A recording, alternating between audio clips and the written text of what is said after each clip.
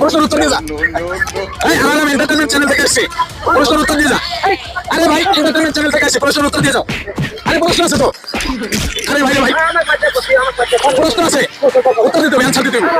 বলো ফ্রিজের বাংলা কি? আরে আমার ভালো প্রশ্ন উত্তর না দিয়েছে, দেখতে ফ্রিজের বাংলা কি?